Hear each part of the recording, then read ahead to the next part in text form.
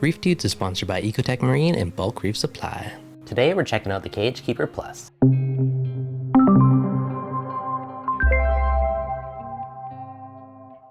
What's going on, guys? Devin from ReefDudes. So Reef Factory reached out to me about a month ago and asked if I was interested in trying out some of their products. Full disclosure, I've never heard of them before, but they look like they had some really nice designs, so I figured sure.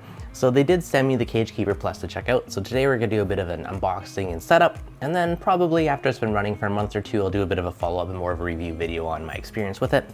But so far, let's open it up, see what's in the box, and check this little baby out. Now, it definitely makes me happy to see all these new companies and brands bringing auto testers to the market.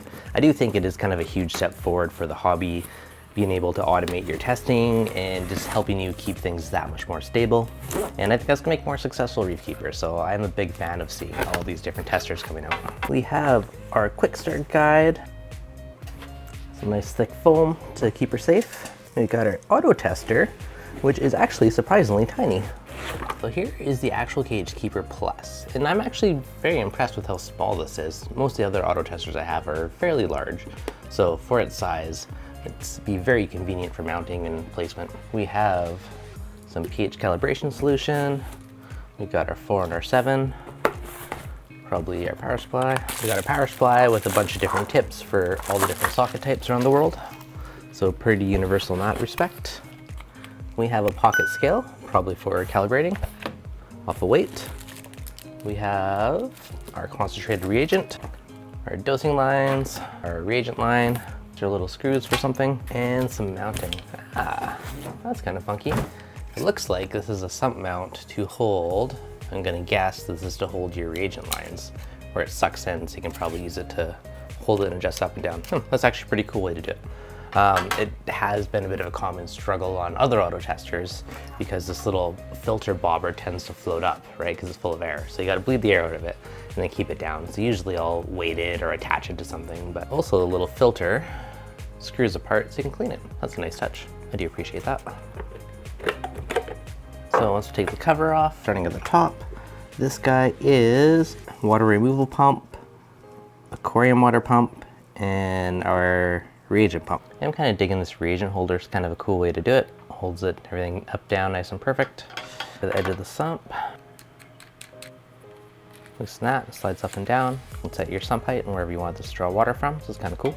There's also 2 little magnets inside, and one of them is going to be for your stir inside of the little beaker, and the other, there's a reset part here, so if something ever got buggered up, you need to factory reset it, you can use a little magnet there to do it. Now, prior to calibrating, it is always best to mount it in whatever its final home is going to be first, because whatever the water heights are, you know, you cut the hoses, lengths of the hoses, all that stuff is going to mess with the calibration. That way, you know, things are going to be calibrated properly from the beginning. So I'm going to find a container for some reagent, we'll mix that up, and then we'll get this mounted, calibrated, and start doing some testing. The little mount worked out really well. Slid right down the edge, nice and clean. Should be the top one. Now we might shorten these later, but I'm gonna leave them full length for now. Next is our wastewater. Now, given that it's using a pH probe, this should be acid based like other auto testers, so this should be fine to put back into the aquarium. So 5 is reagent. Now it should have a very, very minimal impact on pH because it's such a small amount, especially in a larger system. So I have a reagent line in, which I think I might upgrade to like a bigger space saver one. This one has some old muck in it though, so I think I'm gonna get a new one first. And that can slide right in the crack, which fit perfectly. So it doesn't have a screen to tell you the reading, but it does have color changing light. So it will tell you if it's green or red, I believe, if it's in range or out of range, or if it's doing a test based off the color of the light. So it kind of gives you an idea of where your tank's at. So we're going to connect to the Wi-Fi for it and RFKH, whatever the serial number is. And I believe Reef Factory is the password.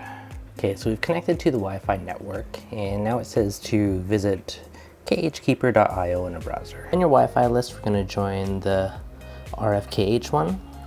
We're going to open a web browser and go to khkeeper.io. And this is going to load up the local web interface, and we can set it up from here. So English, what range do you want to alert you in? So green when it's happy. I'm going to set mine from, let's go with 8 DKH to 9.5, so alert red if it's outside of there. Join your Wi-Fi network. and then log in with the account you created earlier. Okay, so let's start with calibrating our pH probe, and we'll start with 4.0. So I'm going to take the probe and give it a quick rinse in RODI just because it's been sitting in storage solution.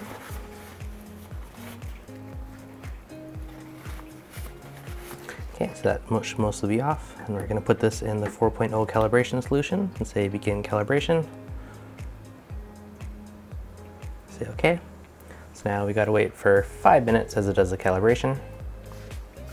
And once this timer hits 0, we can say OK. All right, so we're done. Hit OK to send it. Next, we want to calibrate our pH 7. So we're going to take this out, give it a little rinse in RODI, get the prior calibration solution off, and put it in pH 7, and we're going to hit calibrate.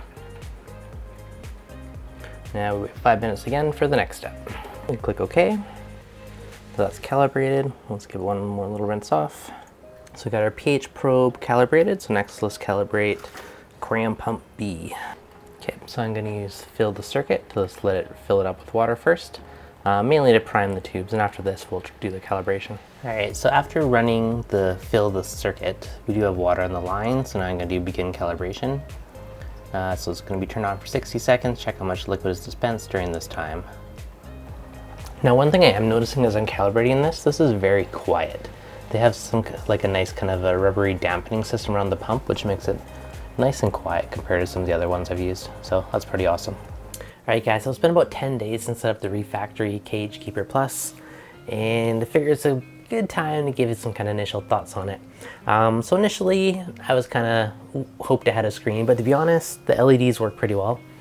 Within the app, you can set a range of your high and your low, and if the result's within your range, it's green. If it's outside of your range, it's red. So without obsessing over the numbers, at a glance, you can tell if your KH, your alkalinity is in happy range.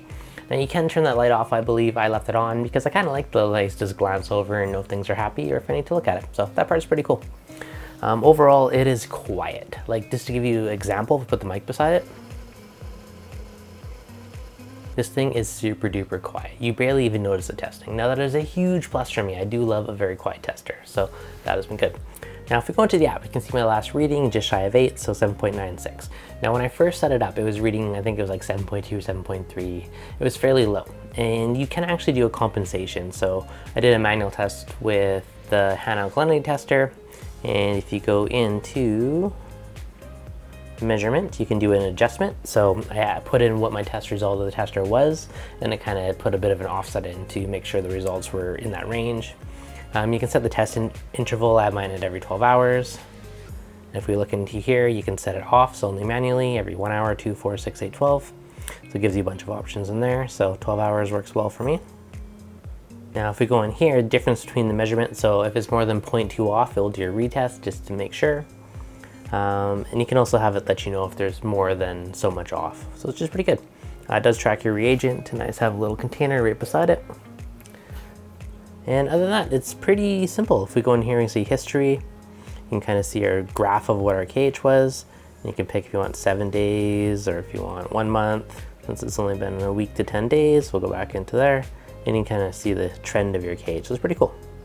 Now it would be cool if there was a way to interface it with some other aquarium controllers, for instance, like if you could somehow suck in that data into like the GHL or Hydros or Apex type of thing. I would like to see lots more companies integrating. Now they are building their own ecosystem, so I mean, likely if you have more of the Reef Factory products, it'll work that way. But overall, as a tester, it is very small. I do really appreciate its small, compact size. As it's pretty simple to set up with the app. I believe you can do it through a webpage as well. I just did it through the app on my phone. And yeah, so far so good. All right guys, so kind of final thoughts for now. Yes, it's only been 7 to 10 days, so this is kind of initial thoughts, initial review. I will definitely do a follow-up in a couple months once I have more of long-term experience with it. But initial thoughts, the LED status light is really growing on me. I like being able to glance over and just know, is the tank happy or not happy? And if I know it's not happy, I can dig into it a little bit more, open the app, see what the actual reading is. I do really appreciate the compact size of this, and that's a big one. It's going to be really easy to mount in your stand. I know with all this, I don't know how I keep finding more places to put stuff, but it is nice to have a small unit that is very compact, easier to find a home for. And I really appreciate how quiet it is. That's a big plus for me. So Reef Factory does have a bunch of other kind of stuff in their ecosystem, which might have to check out in the future, but so far pretty happy with this. And in a couple months, I'll probably do a follow-up update and give you kind of a more longer term review as things go on. All right, guys, as always, if you enjoyed it, be sure to hit that like button. If you're new, make sure you subscribe. I'll catch you guys in the next video.